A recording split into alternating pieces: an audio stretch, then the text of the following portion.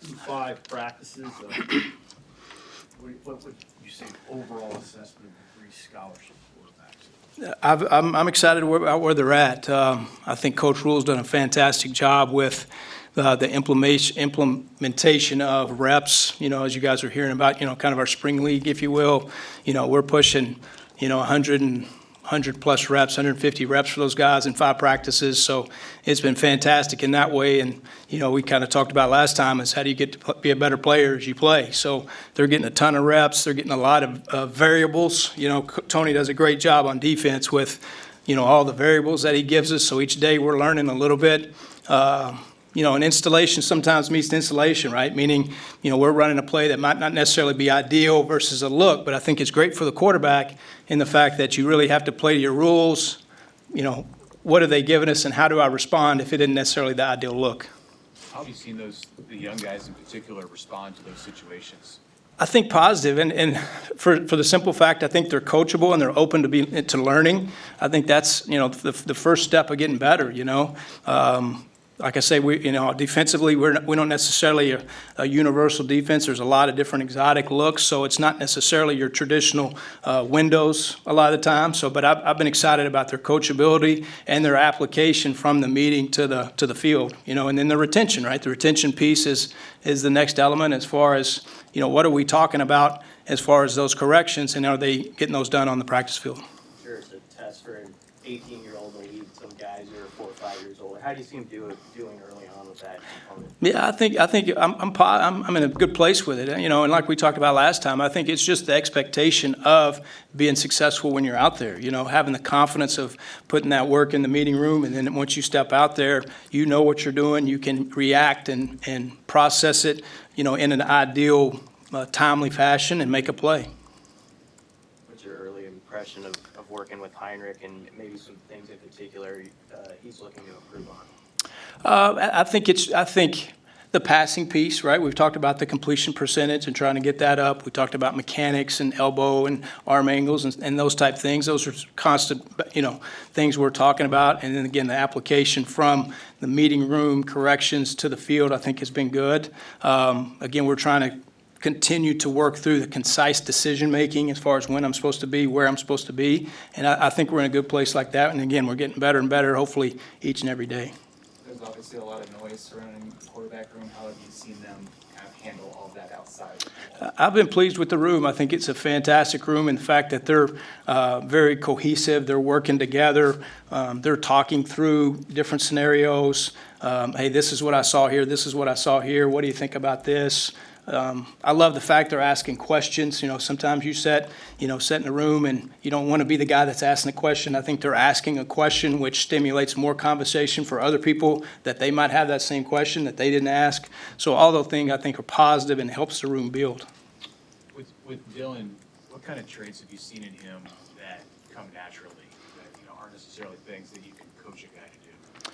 Well, he's a natural passer, as is Danny. They're both natural passers. They got great rotation as far as upper body. They use their lower half really good, which creates some arm strength. Comes off their hand. They throw a really catchable ball, which I think it goes, you know, underappreciated sometimes. I love the fact that both of them, again, they're creating that application from the meeting room to the classroom and really being coachable to getting better each day.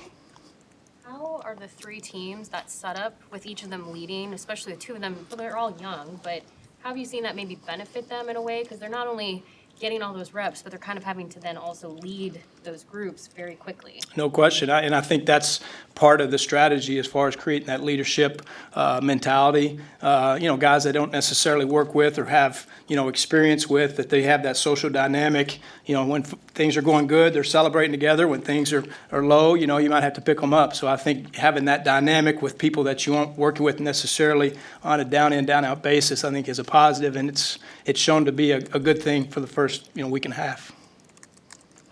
You have a guy that started last year, Harvard.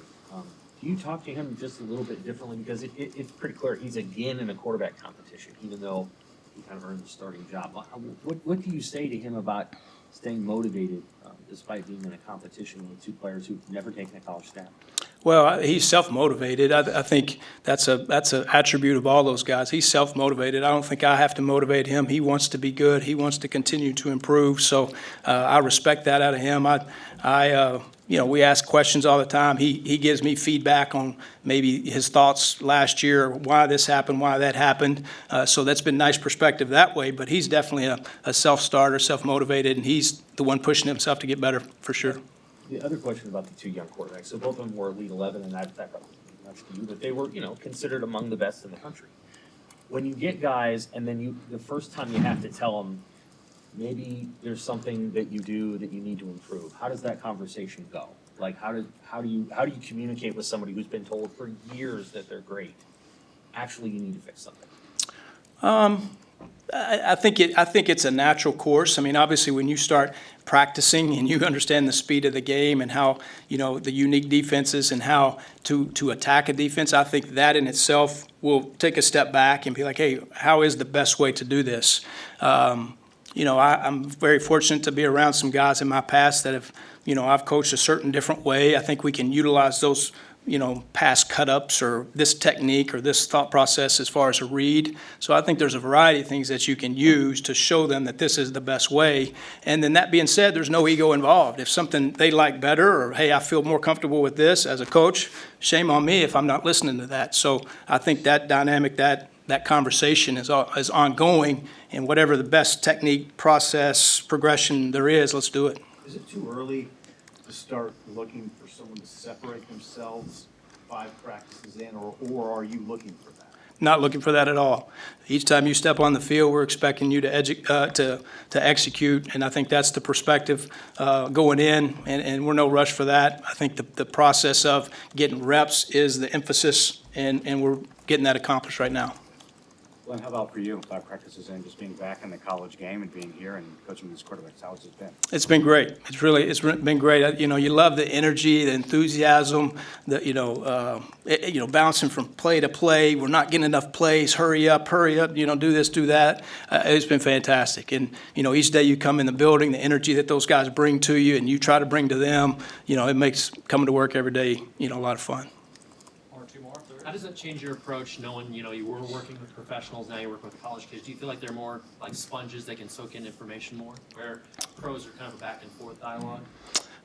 Maybe in some ways, but at the end of the day, even at that level, they're looking for information to be better, I think at the end of the day, in a meeting, the more information that you can give them to be a better player, they're receptive to that. So, it might be a little different information that you're given, but for the most part, it's a similar dynamic as far as the receiving of information, I would say.